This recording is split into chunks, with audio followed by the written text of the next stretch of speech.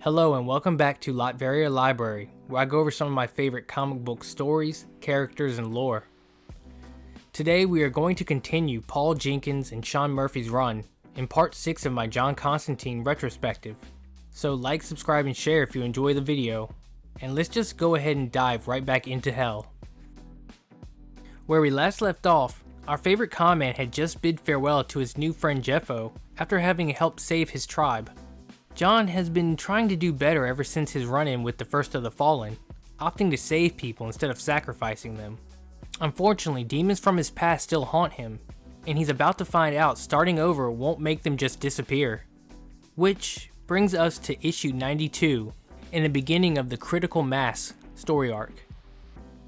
It begins with Bure, the demon caretaker of all the children in hell.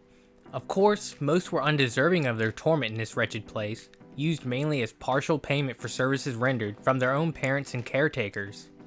These children were the only dim light in the darkest of dark places, and they all belonged to Bure, which should have made the demon happy, so then why did he despair so? Well, he missed the First of the Fallen more than he would have ever thought possible. He lacked direction, real purpose that the First gave him. But not only that, since the First was gone, the Second and Third would be battling over the position of the First, which meant only one of them would survive. If that happened, Bure would surely lose the children, something he could not bear. So he made a deal with the crone, using one of his children as a bargaining chip, which he absolutely despised, but the outcome would be well worth it. The crone looked deep into the well and fished out his prize. Bure could barely contain his excitement, because now he knew where he needed to go. His journey had brought him to Greece, where he finds the First of the Fallen, human and working on a fishing boat. This was his punishment for that whole mess with Constantine. Finally, God had a reason to punish his naughty child, making him go through the boring, bland life of a mortal. The First assumed that he was up there laughing, enjoying every moment of his torment, but there was a way for the First to return to hell. Apparently, there were rules. To return, he would have to win the soul of the man he hated more than any other, John Constantine. But John would have to give up his soul willingly. That's how it worked, and why Bure was here. He had a plan. Meanwhile, John has reunited with an old friend from his punk days named Rich Eldridge, who also happened to be a descendant of King Arthur himself. Now with a wife and kid who seemed to really love John. As a passerby had put it, the boy seemed to really trust him. But the trust the boy Cider had for our hero only made John think about Newcastle and the little girl Astrid who he failed. She had trusted him as well. Constantine had used her so he could show how badass he was. Unfortunately, we know he screwed up, and the only one that really paid for it was that little girl. For a while, John tried to ignore the guilt he felt and start over, but now knows it's something that can't be ignored. No matter how hard he tried, the guilt would always creep back in, and the weight of it was only getting heavier. He tried to brush the thought aside and enjoy his time with Rich and his family. They had suggested ghost hunting, but the trip was uneventful, so the group didn't stay too long. On their way out, the three realized Cider was missing. Apparently the boy had wandered off to a nearby lake, there finding an old man fishing, an encounter they all soon would regret. Cider was enthusiastic. He wanted to help the old man with his fishing. The old man turns towards the boy, big smile on his face, revealing to us who he actually was. The demon Bure of course agreed, and lifted Cider over the water while chanting an incantation binding him to the boy. Afterwards, John's group find the two, oblivious to what had just occurred, but that night John had horrible nightmares. A chimera appears and shows him who he really was. How he was a walking disaster and the blood of innocents were on his hands. It was odd, but it felt almost like a premonition of things to come. So when the phone rang waking him up, he already had a clue that it was nothing good. For a second, a thought crept into his mind, that it wasn't his problem, and just to leave it alone. John didn't push the thought aside. In fact, he searched for any reason to justify it and keep his conscience clear. But his body just kept moving forward towards Rich's house. When he arrived, he tells him no matter what happens to not come in and heads back to Cider's room. Whatever it was in the boy It knew Constantine and called him by name. He commanded it to come out of the boy and show itself. But Björ told him it didn't matter because this was a bond of debt. The child was his by right until the debt was paid in full. John was enraged, but tried to calm himself and think clearly, figure out the demon's name, also why he was so confident he has already won. So calmly, he just asked what this had to do with him, which the demon was glad to answer. He said John was demon in part due to Nargal's blood running through his veins. The rules of Hell state that no other demon was able to own children but Björ. Therefore, by right, this child was his. Björ had found a loophole around the rules all because a demon saved John's life at one point, and now his friend's boy would suffer for it. The only thing John could really do was pull all the ectoplasm out of Cider to ease his pain. It wouldn't get rid of the demon. His claim was strong enough to root himself in the physical world, but it was something. If he really wanted to get the demon out of Cider, he would need help. Luckily, he knew just the elemental. The next day, John met with the Jack of the Green, the actual personification of Britain's green land. He owed John a big favor and was the only one that could get him into Abaton, a local legend that's been talked about for ages. It was a town hidden in plain sight, but constantly moving. It was a magical place that held all of humanity's knowledge, that scholars and mages have hunted for all their lives. If John was going to find help with his current situation, it most definitely would be there. Unfortunately, Jack couldn't just take him there. He would need permission first. John reminds him if he couldn't pay up, he belonged to him. That night, as Constantine slept, visions of Astra haunted his mind. He watched as an old man in a suit tortured the poor girl. John tried to claw and scrape his way to her, but she was always just out of reach. Finally pleading with the man, asking him what he wanted. What did John need to do? The man smiled as Astra began to morph into Cider and said, "Your soul in exchange for the child." This went on until the next morning when he awoke, ready to meet with Jack. Hopefully, he would have some good news, which he did. Surprising enough, the people of Abaton actually wanted them to come.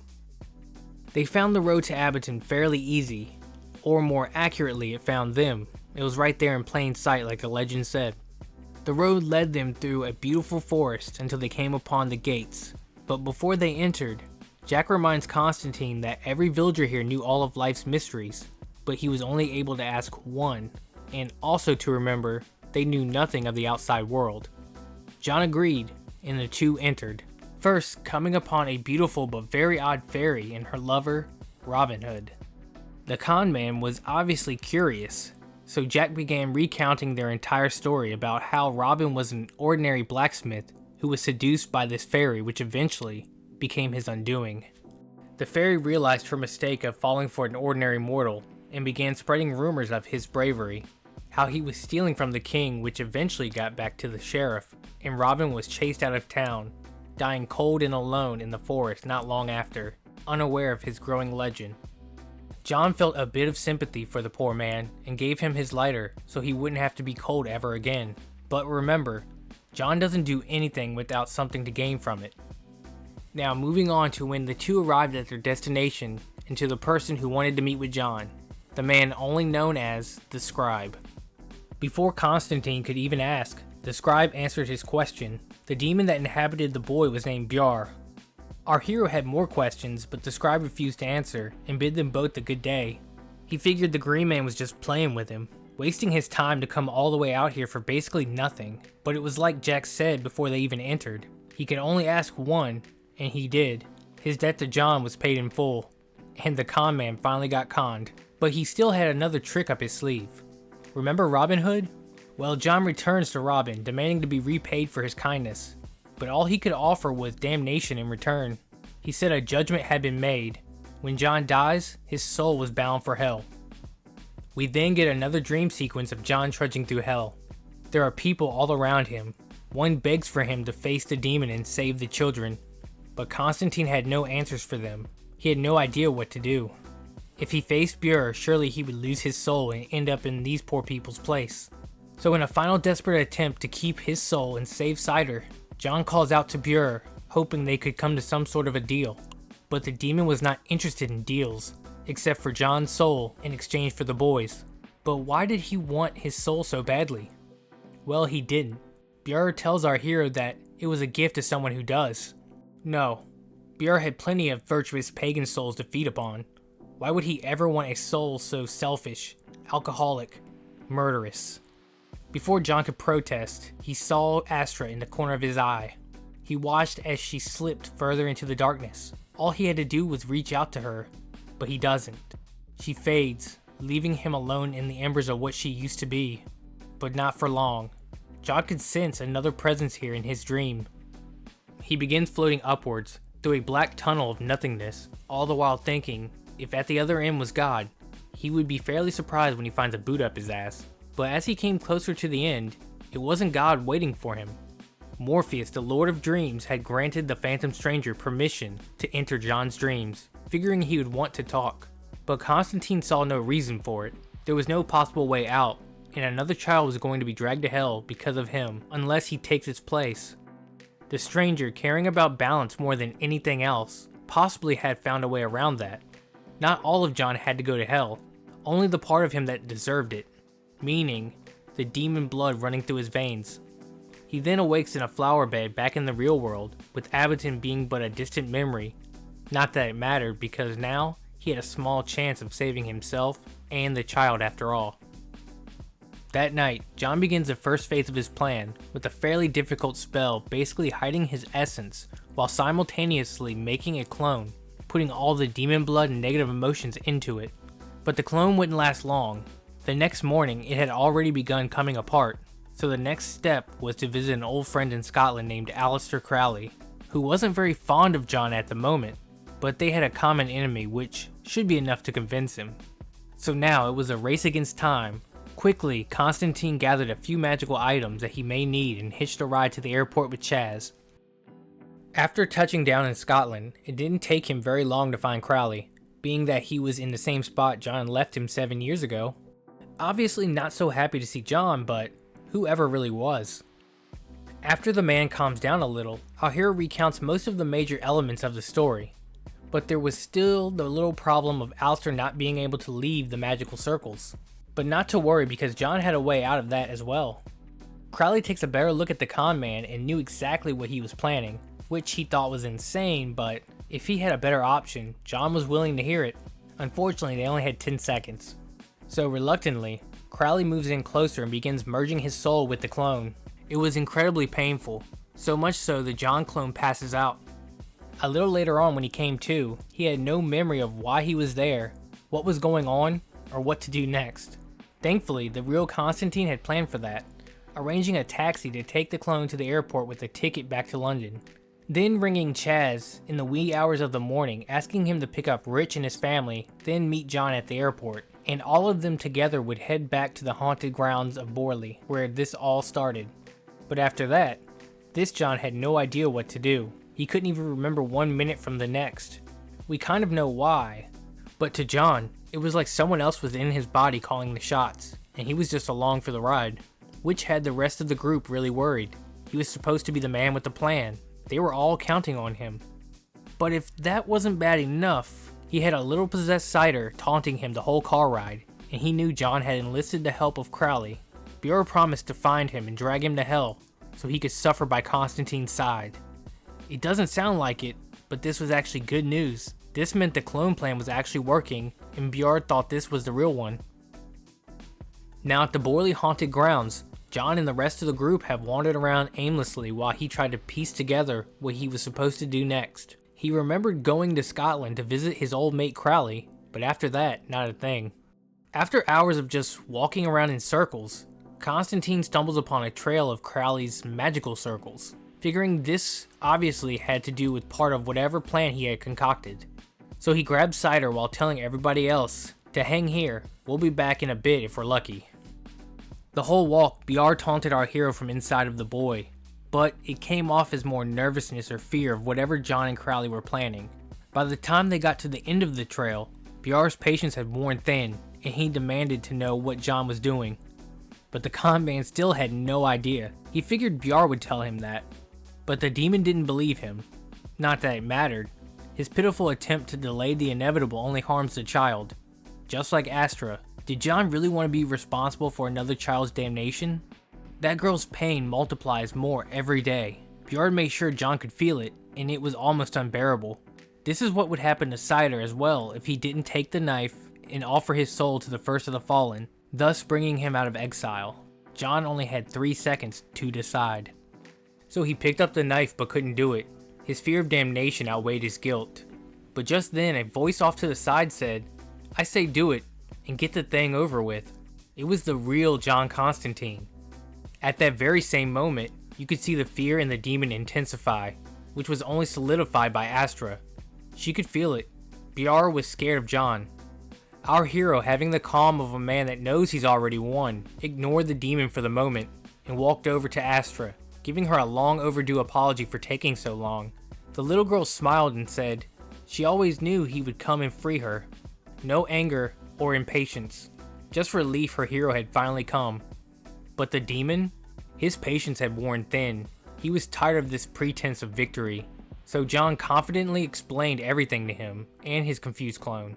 First complimenting Bjorn for almost beating him, constantly making him watch the boy suffer, knowing it was his fault, then torturing him every night in his dreams, reminding him of his failure and weakness. John admitted he had actually given up. Until Abaton and the Phantom Stranger, which we already know that part. The part we didn't know was during the soul transfer with Crowley, Constantine only took the parts of his soul he needed, giving the rest back, then setting him free from his magical prison. That plus the actual creation of the clone was some of the most intricate magic we have seen the Hellblazer use. It was quite impressive to everyone but the John clone.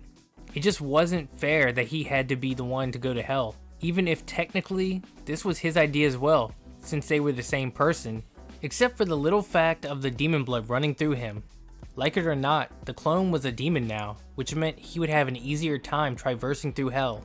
And who knows, eventually he could work his way up the ranks into a very comfortable position.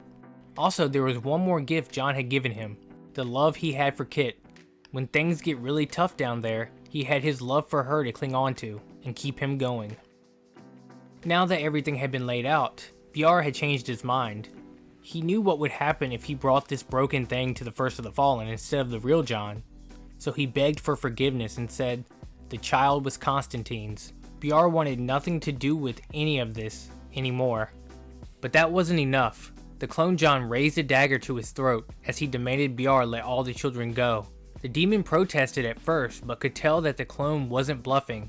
So reluctantly, Bjorn pleaded for him to stop and he would do as he asked. They then watched as a light beamed down to reclaim all the once lost souls. They passed through one by one until Astra was the last remaining. She thanked the clone John once again. He broke down and told her he was sorry. So sorry. But she just gave him a peck on the cheek and said not to be, because everything was fine now. It was funny, he thought to himself. Doing the right thing, it makes you focus on more than just the moment. In John's case, he suddenly got this urge to reevaluate who he was and try to do the right thing for the rest of his life. It was like the chain-smoking con man finally gained a conscience for himself. As soon as Astra had moved on, the clone goes back on the deal with the demon, and with a big FU, he sacrificed himself to the First of the Fallen. But as soon as the First touched this tainted thing that looked like his adversary, he knew it wasn't Constantine. The Lord of Hell was enraged, but John just gave him what he wanted, or at least Bjorn did. The First then turned his attention to his disciple, and since the First only had a fraction of his archenemy's soul to torture, Bjorn would have to make up for the rest. And with a quick swipe of his hand, the ground opened, taking both Bjorn and the clone to hell. The First of the Fallen stayed behind and actually wanted to make John a deal. He said now that he lived among humans, he knew how insignificant it felt to aspire to have nothing more than a quiet life. He said he could give our hero so much more, anything he wanted in fact. Fortunately, John knew the price he would have to pay for that, and declined. Once again, he had laughed in the face of the devil and lived to tell the tale, and at the same time washed his soul clean, giving himself an actual do-over he so desperately wanted. But it wasn't quite over. That night he was paid a visit from his old friend Ellie, accusing him of betraying her. After everything she had done for him, literally stabbing the devil in the back and saving his life, he would repay her by unleashing the First on hell once again. this time being more insane than ever, taking out all his rage and hatred he felt for John on everyone that inhabited the demon plane. She just wanted to know why. Why free the first of the fallen and betray her? He just said she had made her choice, those children didn't, and that he was sorry. But this still aided him more than he showed. It would seem his fresh start would never come. And thus ends Critical Mass, and what an incredible story it was. I know I've said before that Garth Ennis' run is my favorite of the Hellblazer saga, and that's still true, but this story is definitely my favorite. You can almost feel John's hopelessness throughout the story, like he's already lost before the game's even begun. Having to choose between reverting back to his old ways and sacrificing another innocent, or giving in to his worst fear, damnation of his soul. Losing no matter what he chooses, and constantly searching for an alternative that he is sure doesn't exist, because what else is there to do? It's a story that feels like the hero might actually lose this time, and it had me on the edge of my seat throughout all of it. But I will say, it was a little disappointing that he was actually able to right his worst wrong that's been hanging over him since the beginning of the series, and wipe his conscience clean, just to be weighed down once again by regret. But I guess it wouldn't be a John Constantine story without a little tragedy. Now, let's skip a few issues to number 100. It's a special double-sized issue that somewhat ties to Critical Mass and the Family Man. It would seem John will have to confront another past mistake if he wants to move on with his life in more ways than one. This story is called Sins of the Father. Something is wrong with John Constantine.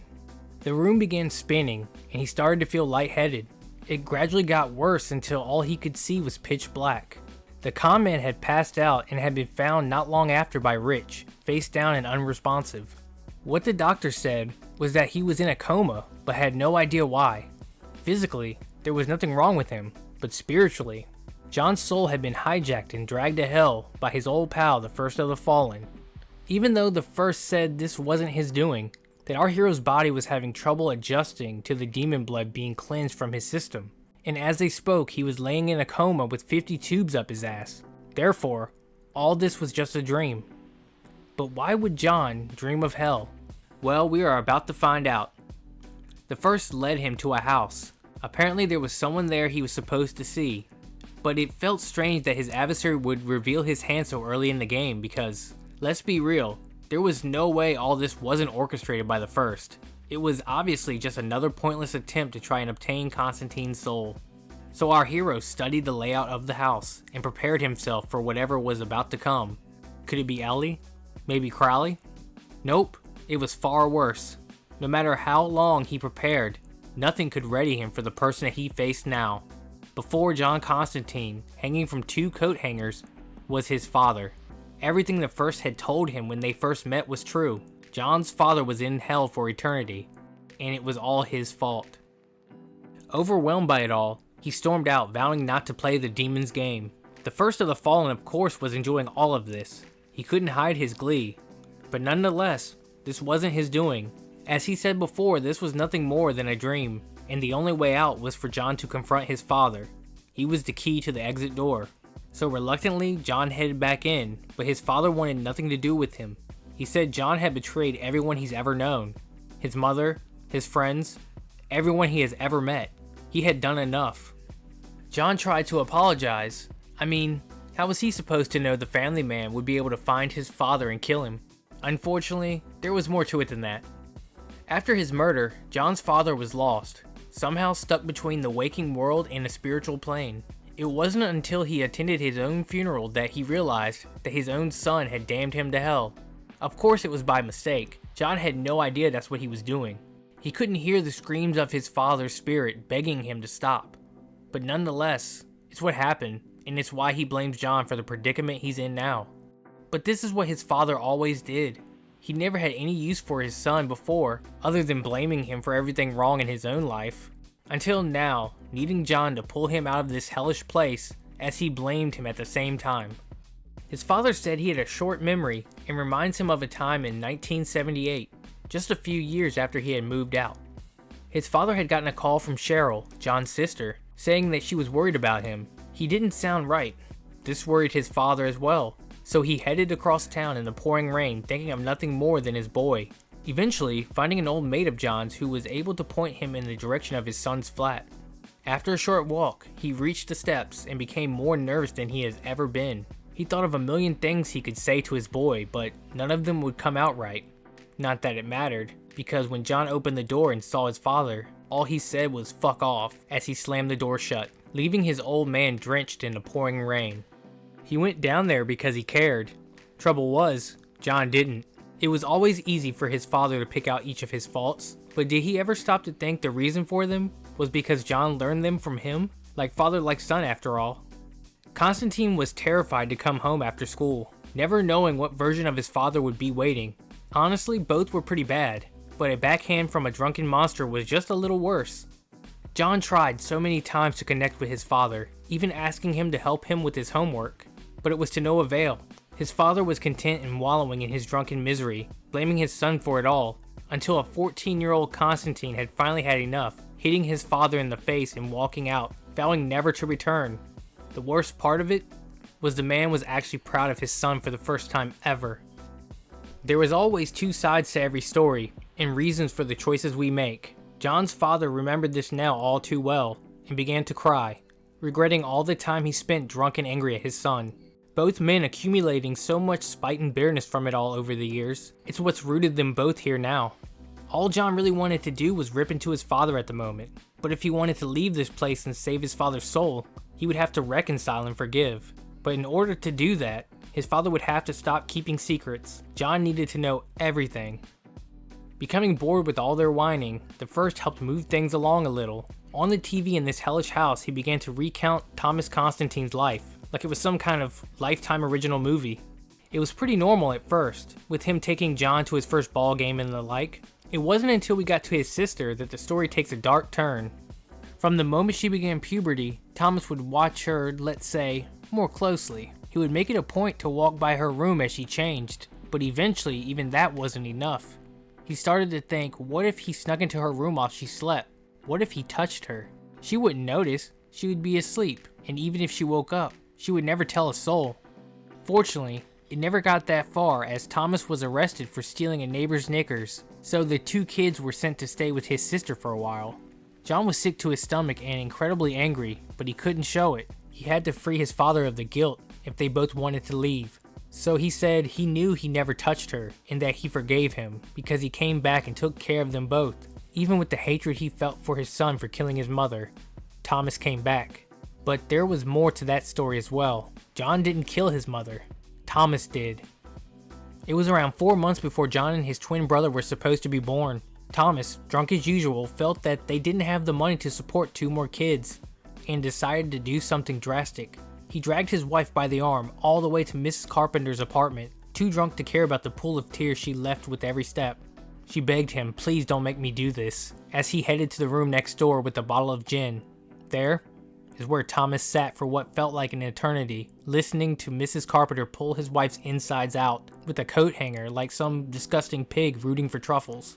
And somehow, after listening to all the pain the love of his life was going through, he was still able to convince himself it was the right thing to do for his family. All in all, he got what he wanted, less mouths to feed, just not quite in the way he was hoping for. John couldn't believe what he was hearing.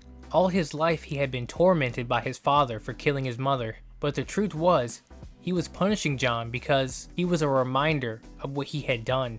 Constantine then moved in closer to his father and whispered that he forgave him, but it wasn't his fault that Thomas was here, it's where he belonged. He then walked towards the door while telling the first, "He's all yours." Meanwhile, back in the real world, the doctors were doing everything they could to keep John alive. His pulse was dropping rapidly, and his sister Rich and Chaz were preparing for the worst, when suddenly, John sits up straight like nothing ever happened. Everybody in the room was shocked, but just kind of accepted it and wrote it off as a fluke. 2 days later, and John had a lot of time to think about everything that had happened, at first trying to convince himself that it was just a dream, created by his traumatized mind, but he knew that wasn't true. Everything had been settled with his father after all these years, so why didn't he feel some sense of relief? And thus ends Sins of the Father. Don't forget to like, subscribe, share, and if you have the means, donate. And I'll see you in the next video.